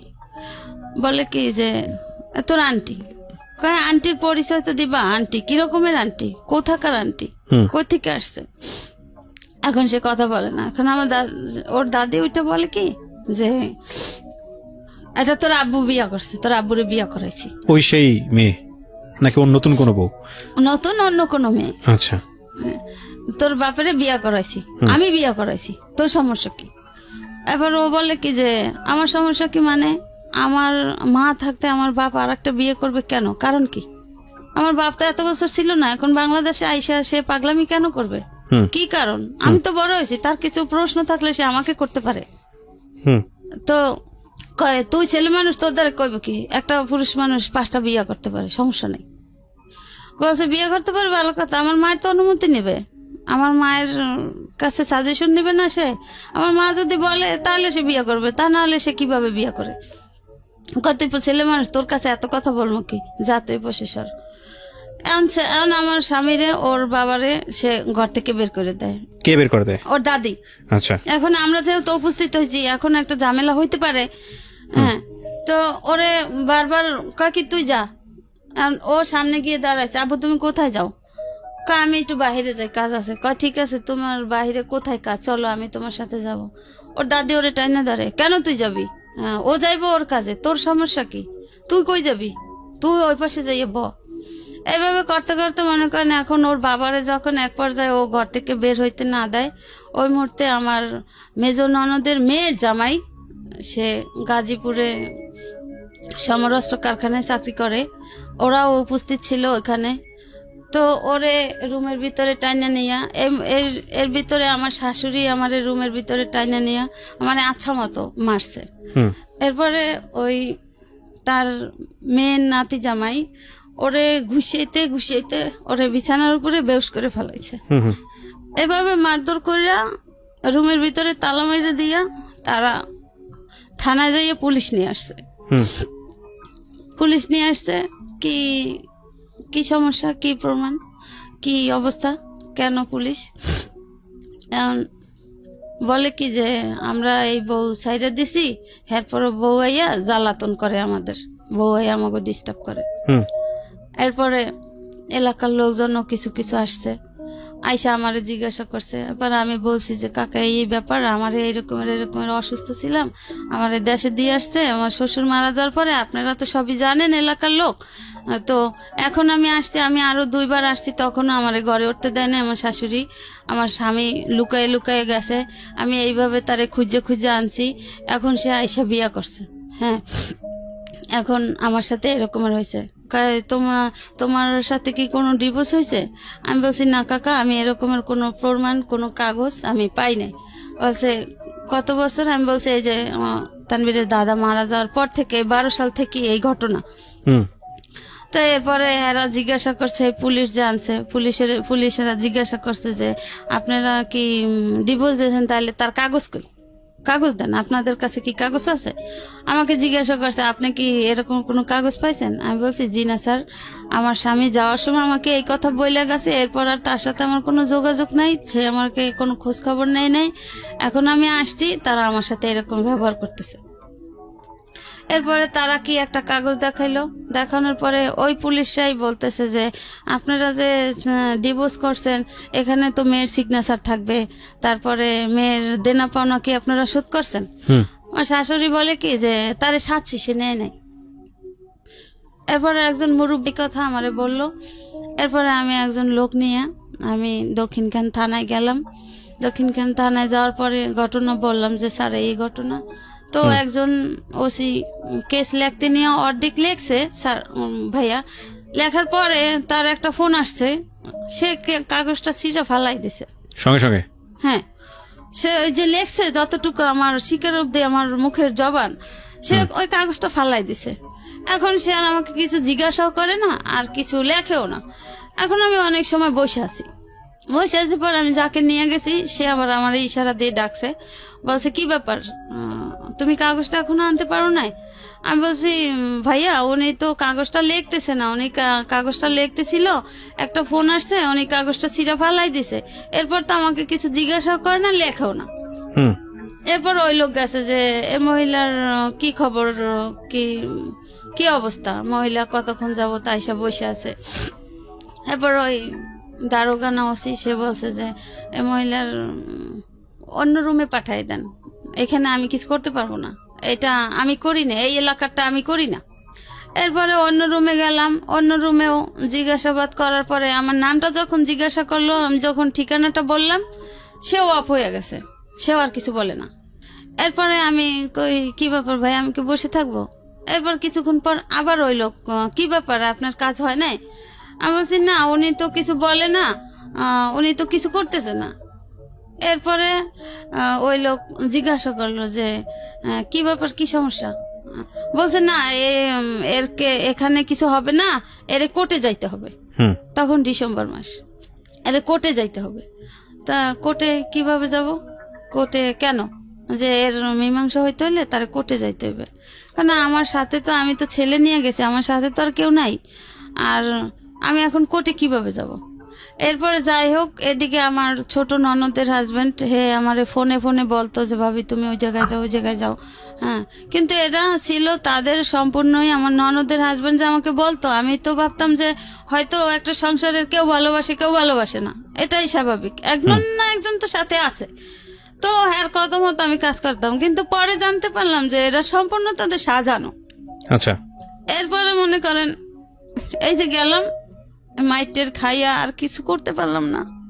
এবার ছেলে নিয়ে দেশে চলে গেলাম। দেশে যাই এভাবে করে ছেলেরে এসএসসি পাস করাইলাম। এখন ছেলে কলেজে পড়ে, আর আমার স্বামী সেই যে গেছে আর আসে নাই। এখন আর সে বাংলাদেশে আসে নাই, আর এই পর্যন্ত কোনো যোগাযোগও নাই, ছেলেরও কোনো খোঁজ খবর নেয় না। আমি ভাই ছেলেটা নিয়ে অনেক সমস্যা আছি, যে মনে করেন আমার বাবা মা নাই, আমার ভাই বেরাদাররা যার যার সংসার নিয়ে ব্যস্ত, আমি ছেলেটাকে নিয়ে কিভাবে মানুষ করি? আর আমি একটা স্কুলে চাকরি করি, সেখানে সামান্য কিছু বেতন পাই। ডিভোর্স হয়েছে আপনার কবে, কত সালে এটা? তারা বলতেছে যে সেই 12 সাল। এখন আপনি কোনো কাগজপত্র পান নাই? না। আর এত ঝামেলা যে হয়েছে, আমি যে গেছি তারা কোনো কাগজ দেখাইতে পারে নাই। ওই যে কাগজটা দেখাইছে, তারা তো বলছে যে এটা তো ডুপ্লিকেট কাগজ, আপনাদের এখানে তো তার সিগনেচার থাকবে বা তার দেনা পাওনা পরিশোধ করবেন, আর এটা আপনারা সাধবেন কেন? এটা তো আপনারা যদি কত টাকা ছিল দিলমোহর? হ্যাঁ, কত টাকা ছিল? আমার দিলমোহর 1 লাখ টাকা করছিল। আপনি পুলিশ ছাড়া আপনি কোর্টে যাননি কেন? স্যার আমি কোর্টে গেছি, আমি মনে করেন ওই ননদের, আমি তো তখন চিনি না আমি কোথায় যাব, তো ওই ননদের, ছোট ননদের হাজবেন্ড আমাকে বলছে কি যে জজ কোর্ট না। আচ্ছা, আপনার ছেলেকে আমি একটু ফ্লোর দিই। 3 নম্বর, তোমার আম্মা যে বিষয়গুলো এখানে বললো সব তো তুমি জানো? জি। বা তার চেয়ে অনেক বেশি কিছু জানো, হয়তো সময়ের অল্পতার কারণে সে অনেক কম বলছে। তো তুমি কি চাও আগে, সেটা আগে বলো আমাকে। তোমার সঙ্গে তোমার বাবার কথা হয়? আমি আমার বাবার সাথে অনেকবার কন্ট্যাক্ট করার চেষ্টা করছি, বাট আমি করতে পারি নাই। আমার বাবাও করে নাই, আমার ফ্যামিলিরাও আমার সাথে করতে দেয় নাই। আচ্ছা, তুমি তোমার বাবার সঙ্গে, তোমার বাবার এখন কি আছে, মানে উনি কি বাংলাদেশে থাকেন নাকি দেশের বাইরে থাকে? আমার বাবা এখন বাহিরে আছে, এটা জানি। আর ওনার যে সেকেন্ড ফ্যামিলি, ওনারা কি বাংলাদেশে? আমার বাবাকে যে সেকেন্ড যে বিয়ে করাইছিল তারা, সেই বউ, আমি যতটা শুনেছি যে সে এখন পর্যন্ত যে ঈদের সময় যে গেছে, ওই যে গতবার ঈদে যে গেছে, এখন পর্যন্ত আসে নাই। এই ঈদে তার নাকি 1 বছর হয়ে গেছে যে যাকে বিয়ে করাইছে আর কি নতুন, উনি যে গেছে।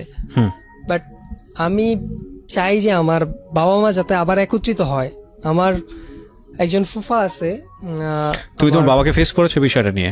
যে বিষয়টা আমার বাবার সাথে অনেকবার ফেস করার চেষ্টা করছি, বাট আমার ফ্যামিলি কেউই করতে দেয় না আমার সাথে কন্ট্যাক্ট। তোমার বাবা তোমাকে ফেস করে নাই? হ্যাঁ, আমার ফ্যামিলিও করতে দেয় না। আমার বাবা যদি করতে চাইছে, আমার দাদি ফুপি ওনারা কেউই করতে দেয় না। বিশেষ করে আমার একটা ফুফাতো ভাই আছে, ও বিশেষ করে করতে দেয় নাই। আর আমি যতবারই বুঝলাম না, তুমি তো বয়স পড়ো, তোমার বয়স কত? আমার বয়স এখন 20 বছর। তুমি বুঝো না বিষয়টা, রিয়েলিটিটা তুমি বুঝো না। তোমার বাবার, আমি সরি টু সে, তোমার বাবা, তারপর আমি তোমার জায়গা থেকে নিশ্চয়ই অনেক রেসপেক্ট আছে। মানে একটা পুরুষের তো মেরুদণ্ড থাকে, আমি এভাবেই বলতে বাধ্য হচ্ছি। মানে গার্ডসে কি এত সমস্যা যে ফ্যামিলি যাই বললো, যেহেতু সে নিজে ইনকাম করে, পয়সা রোজগার করে, এটা তো তুমি বুঝো। নিশ্চয়ই সেও চায় না তোমার মাকে লাইফে। এখন এখানে তুমি জোর করে হলো বা যে কোনো কিছু হলেও তো এটা তো সমাধান খুঁজতে পারবা না। এটা কি তুমি তোমার মাকে বোঝাও কখনো? আমি এটা আসলে বুঝাতে, আমার বাবার অনুভূতিটা আমি বুঝি, আমার মাকে সে চায় কিনা না চায়। কি But বুঝো এটা এটা তো তুমি কি বুঝো আমাকে একটু বলো তো। আমি বুঝি সেটা হচ্ছে লেগে আমি আমার বাবাকে যেই কয়দিন দেখেছি আমার সামনে, আমার মার সাথে সে কোনোভাবে খারাপ বিহেভ করার চেষ্টা করেনি, বাট তার মাকে যখন দেখেছে সামনে আছে তখন আমার মার সাথে সে খারাপ ব্যবহার করে গেছে। বাট ওনার মা যখন সরে গেছে, আমার দাদি যখন আমার মা এবং বাবার চোখের আড়াল হয়েছে, তখন আমার মার সাথে কিন্তু আমার বাবা খুব সুন্দরভাবে এটা কথা চরম বলেছে। অন্যায়, এটা ভয়ানক রকমের অন্যায়। আমরা মাকে অবশ্যই, মা হচ্ছেন পৃথিবীর সবচেয়ে সেরা উপহার, কিন্তু মা যদি কোনো অন্যায় করেন সংসার নিয়ে, যেটা ওদের ক্ষেত্রে হয়েছে, সেখানে যে মাকে একদম বাধ্যবাধক, মাকে যে কিছু বলা যাবে না, মা যে অন্যায় করছে সেটা বলা যাবে না, এবং এটা বললে যে ধর্মীয়ভাবেই বলি বা অন্য কোনো দিক থেকেও যে একটা বড় ধরনের অপরাধ হয়ে যাবে, তা কিন্তু আসলে না। কারণ যে কোনো ব্যক্তি যদি কোনো অপরাধ করেন তাকে প্রপারলি সেটা বলার অধিকার আমাদের ধর্মীয়ভাবেও দেওয়া হয়েছে যে তুমি সেটা অপরাধ করছো এবং সেটা করা অন্যায়। এবং স্ত্রীর অধিকার নিয়ে সে কখনোই দাঁড়াতে পারেনি তার হাজব্যান্ডের কাছে বিকজ অফ তার শাশুড়ি। এটা ওনারা যা বললো সেটা যদি সত্যি হয়ে থাকে তাহলে বিষয়টা তাই। আর দ্বিতীয়ত যেটা বলবো যে যেই লোকটা সারা জীবন তার মার কথা শুনে আপনাদেরকে সাপোর্ট করতে পারলো না, সেই লোকটার পিছনে অন্য হয়ে দৌড়ানো তো কোনো মানে নাই। বরং আপনারা তাকে ক্ষমা করতে পারবেন কিনা এটাই চিন্তা করেন। আপনার তো মেয়েও হতে পারতো বাংলাদেশের সামাজিক কন্টেস্টে। আমি যদি চিন্তা করি ওর বয়স তো এখন 20 হতো, এবং যদি মেয়ে হতো আপনার জন্য এটা আরও বিপজ্জনক হতো। এটাই আমাদের রিয়েলিটি, বাংলাদেশের সামাজিকতার বাস্তবতায়। বিয়ে দিতে সমস্যা হতো, একটা চাকরি বাকরি নিয়ে দৌড়াদৌড়ি করতে গেলে সমস্যা হতো, বিভিন্ন রকমের সমস্যা হয়, যে নারীকেন্দ্রিক যে যত রকমের সমস্যা আমাদের সমাজে আছে, সেই জায়গাটায় আপনি একদিক থেকে এগিয়ে আছেন। এখন আপনার ছেলেটার পড়াশোনার জন্য যে খরচের দরকার, ও তো নিজেই কিছু না কিছু করে রোজগার করতে পারে, ওর সে সামর্থ্য আছে, দেখতে শুনতো মাশাআল্লাহ সুন্দর। সুতরাং এই জায়গা থেকে তো আপনি একদিক থেকে এগিয়ে আছেন।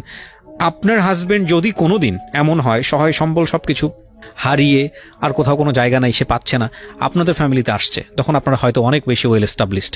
এই প্রশ্নের উত্তর নিয়ে অনুষ্ঠানটা শেষ করবো আমি, আর বাকিটা সবটুকু আপনিও বোঝেন, আমাদের লিসনাররাও বুঝে। আপনারা ওয়েল এস্টাবলিশ, আপনার ছেলে একটা ভালো চাকরি করে, হয়তো ভবিষ্যতে নিশ্চয়ই হবে, ভবিষ্যতে ইনশাল্লাহ হবে, এবং আপনার হাজবেন্ডের যদি কোথাও যাওয়ার জায়গা না থাকে, আপনাদের কাছে আসে, আপনারা মেনে নেবেন? জি, আমি মেনে নিব। আমি তার সন্তান। আপনি মানবেন? আপনাকে প্রশ্ন করেছে, আপনি মানবেন? তখন আপনার খাওয়ার কোনো সমস্যা নাই, কষ্টের নাই, আপনার সব কিছু ওয়েল এস্টাবলিশ, আপনার ছেলে লেখাপড়া করে একটা চাকরি বাকরি করছে, আপনার ছেলের যে রেসপেক্ট আছে তার বাবার প্রতি, সেটার জন্য আমার যথেষ্ট রকমের তার প্রতি রেসপেক্ট। কিন্তু আপনি কি পারবেন আপনার হাজব্যান্ডকে মেনে নিতে? ধরেন বৃদ্ধ বয়সে তার কোথাও কোনো যাওয়ার জায়গা নাই, তার মাও বেঁচে নাই, তার যে সংসার সে সংসারও নাই, কেউ তাকে জায়গা দিচ্ছে না, আপনার ঘরে আসছে, আপনার কাছে শেল্টার চাচ্ছে, আপনি পাবেন তাকে জায়গা দিতে? একদম ভিতর থেকে যেটা আসবে সেটাই বলবেন, অনেস্ট ওপিনিয়ন। স্যার আমি সেটা বলতে পারি না, হয়তো উনি কনফিউজ এবং উনি পারবে না, কারণ ওনার জায়গা থেকে উনি যতটা কষ্ট পাইছেন, এই কষ্টটা ভয়ানক রকমের কষ্ট। 13 বছর বয়সে বিয়ে হয়েছে একটা ভদ্রমহিলার। আপনি একটা জিনিস চিন্তা করে দেখেন, ওনার লেখাপড়া কিন্তু তেমন একটা না, 6-7-এ পড়া অবস্থায় বিয়ে হয়েছে। এবং আমাদের গ্রামীণ সমাজের জায়গাটা থেকে আমি গল্পটা শুনছিলাম, এরকম অসংখ্য মহিলা আছেন যারা বছরের পর বছর কষ্ট করে যান, বছরের পর বছর হাজব্যান্ডকে কাছে পায় না, এবং মানে ওই যে কথা আছে না, বুকে পাথর বাঁধা, কলিজায় পাথর বেঁধে অপেক্ষা করেন একটা দিনের জন্য, একটা সময়ের জন্য, যারা আসবেন দেশের বাইরে থেকে, 10টা দিন ভালো থাকবেন, একটু সময় আবার ওই বছরের পর বছর অপেক্ষা করবে। এই ভদ্রমহিলা না পেয়েছে স্বামী, না পেয়েছে সংসার, এবং জীবনে যেই দায়িত্বটা পেয়েছে সন্তান মানুষ করতে গিয়ে, সেটাও তিনি যথেষ্ট কষ্ট দুঃখ করে সন্তানকে মানুষ করার চেষ্টা করেছেন। সন্তান মাশাআল্লাহ এখন বড় হয়েছে, সে হয়তো নিজের পথ দেখতে পারবে, কিন্তু সবচেয়ে দুঃখজনক হবে এই সন্তান যদি তার মাকে যদি ভবিষ্যতে ঠিকমতো টেক কেয়ার না করে। আপনি আমাকে এটা বলেন তো, আরেকটা প্রশ্ন আপনাকে করি, আপনার সন্তান যদি এরকম একটা বিয়ে করে, যে সে বিয়ে করার পরে সে বায়াস্ট হয়ে গেল তার স্ত্রীর প্রতি, এবং তার স্ত্রী চাচ্ছে আপনার কাছ থেকে তাকে দূরে সরাইতে, এবং সে দূরেই সরাই নিয়ে গেল, আপনার ফিলটা কি হবে? ভয়ানক হবে, আমি জানি। কিন্তু আপনি যদি তার ওয়াইফকে সহ্য করতে না পারেন, আপনি কি আপনার সন্তানকে তার ওয়াইফের কাছ থেকে সরাবেন? না স্যার, এটা আমার অন্তর থেকে আমি বলছি যে আমি যতটা কষ্ট পাইছি আমার শাশুড়ি, ফ্যামিলি, স্বামী দিয়া, আমার ছেলের জীবনে এরকমের কষ্ট আসুক আমি সেটা কখনো চাইবো না, এবং আমরাও সেটাই চাই, কখনো চাই না, আমরাও সেটাই চাই। আমরা কিন্তু অনেক ক্ষেত্রে চাইবো আমার ছেলে ভালো থাকুক। আমরা কিন্তু এটা অনেক ক্ষেত্রে শুনি, বউ শাশুড়ির যে সম্পর্ক আমাদের সামাজিকতায়, আমরা অনেক সময় শুনি শাশুড়িরা অনেক বেশি টর্চার হচ্ছেন বউয়ের দ্বারা, বউ বড় না মা বড়, বউ বড় না শাশুড়ি বড়, এইসব ধরনের অনেক কথাবার্তা আমরা শুনি। আজকে যে গল্পটা আমরা এখানে পেলাম, এটা খুব দুঃখজনক যে একজন শাশুড়ি, হয়তো তার জায়গা থেকে অনেক কিছু বলার ছিল, কিন্তু একটা সংসার ভাঙার দিকে নিয়ে যাওয়া, একটা সংসারকে উদ্বাস্তু